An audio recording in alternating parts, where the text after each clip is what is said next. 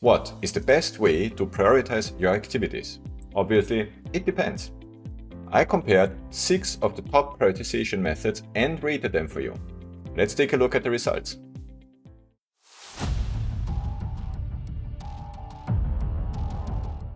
Let me set the stage by clarifying 3 quick points.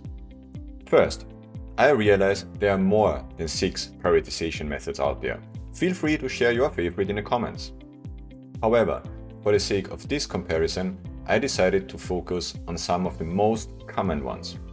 Second, for comparing these methods, I used something called multi-criteria decision making. I left a link to a template and a video explaining how to use it in the description.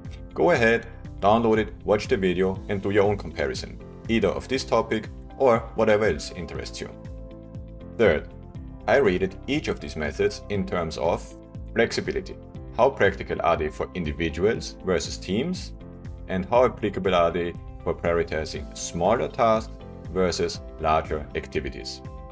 Result clarity. This is about whether the outcome is a clear, detailed list of activities and priorities or just some priority groups. Last not least, there is ease of use, meaning how easy is it to understand and apply any given method. I rated each criterion on a scale from 1, worst, to 10, best, and then averaged the ratings. While it is possible to give each criterion a specific weight, indicating its relative importance, I decided to give the same weight to all the different criteria in this case. Last but not least, I summarized the results in a single chart for your convenience. With that out of the way, let's jump right into it. The first method in alphabetical order is the ABCDE method. Brian Tracy popularized this method in his book Eat That Frog. It is based on the principle of collecting all your tasks and then categorizing them into main groups and, if necessary, into subgroups within each of these main groups. The 5 groups into which you categorize your tasks are A. Must do. These are things that, if not done, have major consequences. These are the frogs you're supposed to eat, according to the book. If you have more than one A task, you can further prioritize them with numbers like A1, A2, and so on. The second category is B. Should do tasks, meaning if these are not done, there would be consequences, but they would be rather minor. In category C, we find the nice to do things. You can do them, they are beneficial, but if you don't do them, there are no actual consequences. Then, some people's favorite group would be D for delegate, meaning look at the task, think if it's really something that you have to do yourself, or if there is somebody else who could actually do it, and perhaps even better. And the last group is E for eliminate. Basically, all the things that you have on your list, you actually shouldn't be doing. Based on that, I rate the ABCDE method as follows. The highest score of 10 for being used by individuals and for specific small-ish tasks. For prioritizing larger activities and being used by teams, I rate it with 6 and 5 respectively. This gives it an average rating of 7.8 for the category flexibility. When it comes to result clarity, the ABCDE method creates equally good results for prioritized lists or groups. I rate both of those with an 8. Brings us to ease of use. Here, the ABCDE method ranks amongst the top with 2 other methods, and also I gave it an 8 for this category. The things I like about the ABCDE method are that it is easy to understand, it requires very low planning effort, it works great for individuals, and results in a very granular list of priorities for my tasks. On the flip side, it is not really great for prioritizing larger activities or endeavors, and it's not very suitable for being used by teams. Bottom line, my overall rating for this method is 7.9 out of 10 points. Next on my list is the 2x2 Eisenhower matrix, the first of 2 such matrices we are going to look at today. This is probably one of the best known and most popular methods. I use it myself quite frequently. The Eisenhower matrix allows you to group your tasks into 4 quadrants based on importance and urgency respectively. The logic for grouping these tasks is as follows. Urgent and important means these are tasks you should do now. Tasks that are important but not urgent can be scheduled to be done later, so this is the decide quadrant. If tasks are urgent but not important, they should be delegated, asking yourself again, who can do it for you? If a task is neither urgent nor important, well, then probably it shouldn't be done at all and you should simply eliminate it. It is important to note that urgency trumps importance, meaning if you have equal tasks, then the deciding factor will be which of those would be more urgent rather than more important. Personally, I have a concern there, because applying this method very strictly by the book, this would mean that any non-productive tasks that you have on your list or that you simply like to do would be eliminated. And this would include recreational things, watching TV for example, or playing games, which is something that for me is not that great. Therefore, I changed the delete quadrant to a delay quadrant in my own prioritizing. That way, I can still indulge in relaxing, though non-productive activities without messing up my priorities. In terms of flexibility, I give the Eisenhower matrix exactly the same rating as I did for the ABCDE method. The highest score of 10 for prioritizing single tasks and being used by individuals. Medium scores of 6 and 5 for prioritizing larger endeavors and being used by teams respectively. This gives it a total average rating of 7.8 for this category. One weakness of the Eisenhower matrix is that it does not give you a clear list of prioritized tasks. Instead, you get priority buckets, but the items inside of each bucket still need to be prioritized. Hence, I rate this criterion only with a 2. Conversely, I give it an 8 for having prioritized groups. The reason it does not get a 10 is because it performs relatively worse than one of the other methods on my list today. Overall, the clarity rating does not exceed a score of 5. The Eisenhower matrix is just as easy to understand and to apply as the ABCDE method, so it gets the same rating of 8 for this criterion. You may have noticed that the Eisenhower matrix and the ABCDE method share several characteristics. Consequently, I find the same overall benefits for both of them. Like I mentioned before, easy to understand, low planning effort, and great for individuals. In terms of drawbacks, the Eisenhower matrix is not great for prioritizing larger activities, is also not the best approach for team planning, results only in priority groups rather than detailed lists, which requires further detailed prioritizing, and completely eliminates perceived time wasters, which I believe everybody wants and has to indulge in occasionally. The Eisenhower matrix's overall score is 6.9 out of 10. Scorecards are frequently used for displaying results or the status of various items, most notably with the balanced scorecard. But today is all about prioritizing, so we will look at another one: the feasibility, desirability, and viability scorecard. Essentially, the FDV scorecard uses a simple weighted sum approach for prioritizing items. The total sum per item is derived from the value assigned to each of the 3 criteria: feasibility, desirability, and viability. Feasibility deals with the questions whether it can actually be done. Do we have what we need to do it in terms of time, money, resources, know-how, etc. Desirability is clearly about the questions: how much do we or our clients, our users, really want something? What is the unique value of this specific item? And are there other ways we can achieve it? And viability, of course, asks whether a specific item is beneficial and what is the involved cost in terms of time, effort, and other criteria to make it happen. Typically, you would use a table like that one for this approach. Create one column per criterion and a total column at the end. Then you would add one line for each item on your list. Last not least, rate each criterion for each item on a scale from 1 to 10. Do not use the same criterion rating for multiple items. This means you should not have the same rating value in any given column. Once you are done, sort the list by the total column in descending order and you have your prioritized list. As you may have noticed, this is probably not something you would do all by yourself for your individual task list. Indeed, the FDV scorecard is a great tool for teams to plan and prioritize features and related activities. 2 quick notes. First, you can of course rename these criteria and even add additional ones. You're not limited to just 3. Just adapt the scorecard to suit your needs. And 2, if you have to consider multiple criteria, meaning that the FDV scorecard is a bit too simple for your needs, then you should really consider multi-criteria decision making. It is a more advanced method to which I linked in the description. Overall, I consider the FDV scorecard somewhat less flexible than the previous two methods. Its benefits and strengths are clearly skewed towards being used by teams and for larger activities. I give it 6 out of 10 for prioritizing smaller tasks and only a score of 3 for being used by individuals. However, for prioritizing larger activities and being used by a team, I rate the FDV scorecard with a solid 8. This results in an overall flexibility score of 6.3. It also scores a full 10 when it comes to result clarity in terms of getting a detailed list of priorities, along with only one other method on this list. Conversely, it rates only a meager 1 for getting prioritized groups, giving it an average of 5.5 in the category of result clarity. While using the FDV scorecard is not exactly rocket science, it's also not as easy to grasp as most of the other methods in this video. From me, it gets an ease of use rating of 4. Do not be put off by the FDV scorecard's seeming complexity. It certainly has its uses.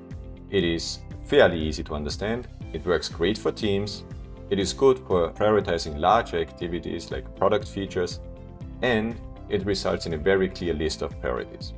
Naturally, it's also not perfect. It is not really well suited for smaller tasks, and using it as an individual creates quite a bit of overhead. Also, if you look at the clear list of results, some items might actually end up with the same total sum, requiring further discussion and prioritization. My overall rating for the FDV scorecard is 5.3 out of 10. In some ways, the impact effort matrix is like the mirror image of the Eisenhower matrix which we saw before. They do have some parallels, most notably that they are both 2x2 matrices, but there are also differences. While the Eisenhower matrix works very well for individuals and small-ish tasks, the impact effort matrix is a great tool for teams for prioritizing larger activities. Once again, you place your activities into a matrix along two axes, one for effort, typically the x-axis, and one for impact, the remaining y-axis.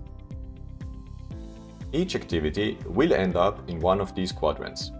Low effort and high impact items go into what we call the quick wins. These are things we definitely should pursue. Items with a high effort and high impact go into the category of big bets.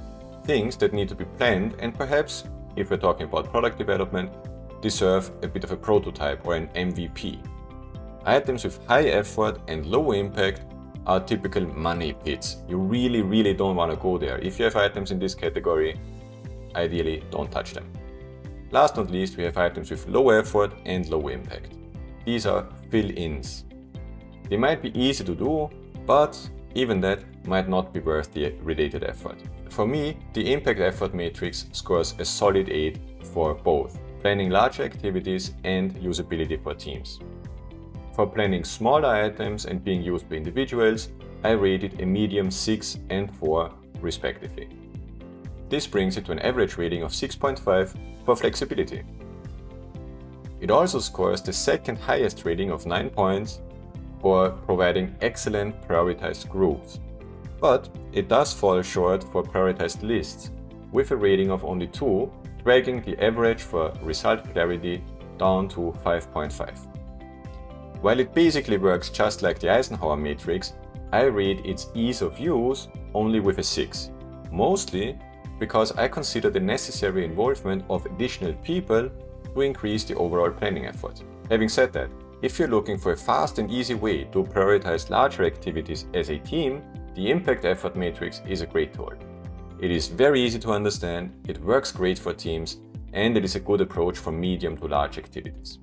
If, on the other hand, you are an individual struggling with a long list of smallish tasks, there are better options out there for you. The impact effort matrix is not really suited for small tasks.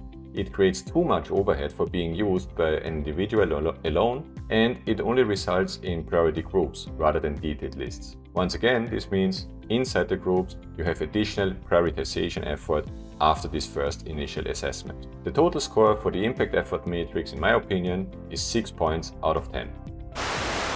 Here is another method that helps you to group your activities into 4 buckets. This time, it's not being done with a matrix though. Instead, the team members vote for the respective items. The 4 categories are hidden behind the acronym MOSCOW. MOSCOW in this case stands for must have, meaning the project cannot do without these things. Should have, these might be must-haves in the long run. Could have, which could be low-cost tweaking or things that we can do with relatively low effort. And last not least, won't have. These are things that we might get back to later or quite as likely never. As you probably expected by now, the Moscow analysis scores relatively low when it comes to prioritizing single small tasks or being used by individuals, only 4 and 5 points respectively. For larger activities and team planning, I give it a solid 7 and 8 out of 10. This brings the flexibility score to an average of 6.0. In terms of result clarity, it definitely deserves a 10 for prioritized groups, but only a 3 for prioritized lists, giving it an average of 6.5. Even though it is best used by teams, the effort for understanding and applying the Moscow analysis is relatively low. I give it 8 out of 10 points for ease of use. Similar to the impact effort matrix, the Moscow analysis is a fast and easy way to prioritize large activities as a team. It is also easy to understand, it requires very low planning effort, it works great for teams as mentioned, and it is a good approach for projects, program increments, and sprints. On the other hand, the Moscow analysis is not very well suited for small tasks, is too overhead heavy for individuals, and is somewhat specific to software development. All this adds up to an overall rating of 6.8 for the Moscow analysis. Last not least, let's take a look at RISE. Yes, yet another acronym. This one stands for Reach, Impact, Confidence, and Effort. Let me explain. Reach represents the number of people affected by whatever thing you consider to do. Impact stands for the value added and is usually rated on a scale like the one you see here. 3. Massive impact. 2. High impact. 1. Medium impact. And then it drops to 0.5 for low impact and 0.25 for minimal impact. Confidence is all about how much you believe in yourself, your plan, and your abilities to deliver something. It is represented as a percentage. 100% is high confidence, 80% would be medium confidence, 50% low, and anything below 50% would indicate that this is a very long shot indeed. Which brings us to effort. This is a single number representing all the effort that needs to go into doing something. And yes, this is again a method that is mostly useful for teams and mostly for prioritizing features and functionalities to be built in a project. When using the RISE method, you rate each item on your list according to these 4 criteria to get your priorities. Then you multiply the values for reach, impact, and confidence and divide the product by the value for effort. Easy. Or not. It sounds complicated because it is initially. Here is a quick example. We assume a reach of 200,000 users per month with a conversion rate of 20%, gives us a value of 40,000. In terms of impact, we say our item has medium impact, gives us a 1 from the scale. We are quite confident that we can actually do it, so we rate it with medium, giving us 80% for our calculation. And last not least, we assume that the effort for doing this is 12 person months. The simple calculation is then 40,000 times 1 times 80%, and this result divided by 12, giving us a value of 2,667.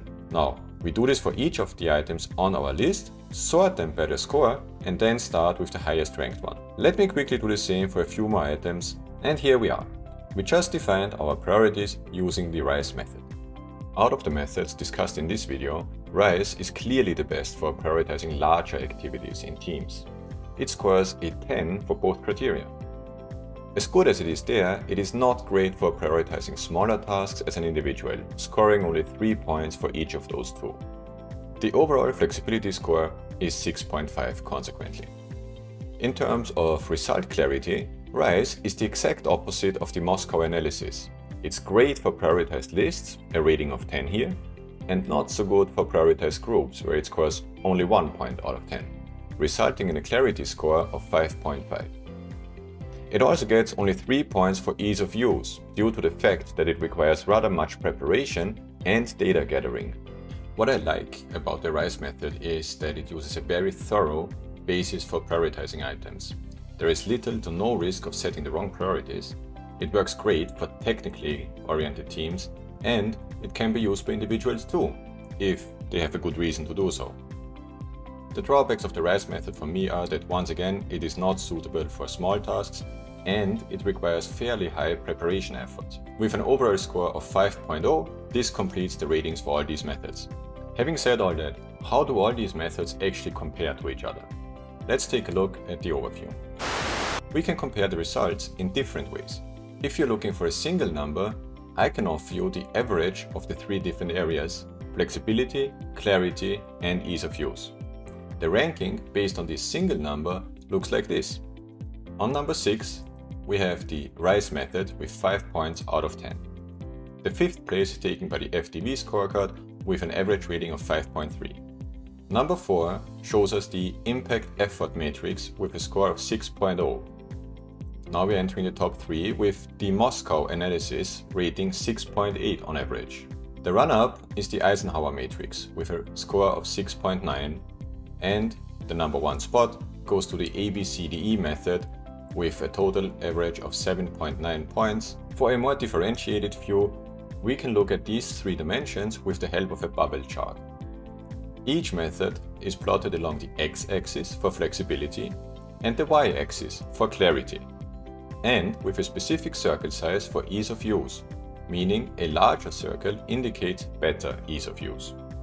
While the ABCDE method still takes the lead in this view, the other contenders are not to be dismissed so easily. If result clarity is more important for you than flexibility, for example, you will want to use the Moscow analysis rather than the Eisenhower matrix.